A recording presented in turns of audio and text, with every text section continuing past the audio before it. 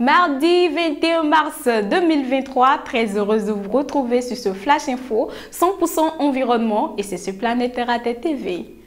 Les forêts et la santé, c'est le thème choisi pour célébrer la Journée internationale des forêts 2023.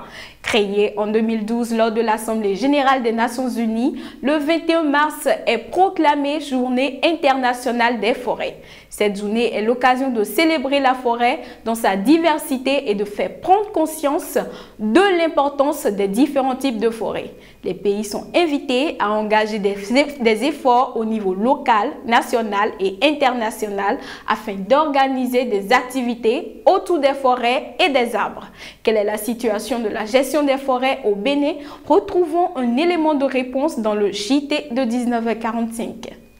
Journée mondiale du recyclage, c'était ce samedi 18 mars 2023 à l'occasion Sogea Satom, dans sa dynamique de responsabilité sociale des entreprises, a initié du 16 au 18 mars une campagne de sensibilisation et de dons à l'endroit des écoliers des écoles primaires publiques Rio Plage et Adunko, mais également dans l'enceinte de leur base. L'objectif était de montrer aux enfants l'importance de recycler.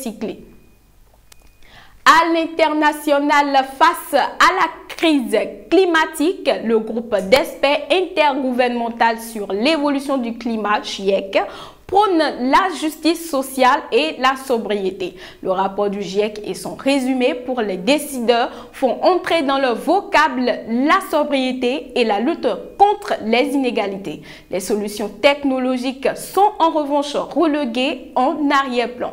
Un consensus a été trouvé comme ses prédécesseurs. Le 6e rapport du synthèse du GIEC a été adopté à l'unanimité ce dimanche 19 mars à Interlaken en Suisse.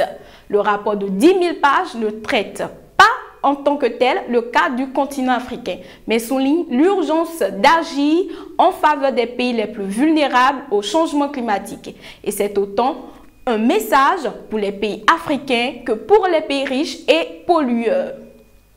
2 jours après son feu vert à un projet contesté de forage pétrolier en Alaska, le président américain va classer ce mardi 21 mars monuments nationaux protégés de 10 gigantesques espaces naturels et envisage de créer un sanctuaire marin dans le Pacifique, selon la Maison-Blanche. Finissons ce Flash Info avec une astuce écolo. Au lieu d'utiliser des produits chimiques et coûteux, utilisez une peau de banane pour vitaliser vos plantes. Plus écolo et économique, mettez une peau de banane dans un bocal d'eau fermé pendant quelques jours et arrosez vos plantes avec. Vous pouvez même mettre la peau en morceaux directement dans la peau de la plante. Vous verrez, vos plantes se porteront 10 fois mieux.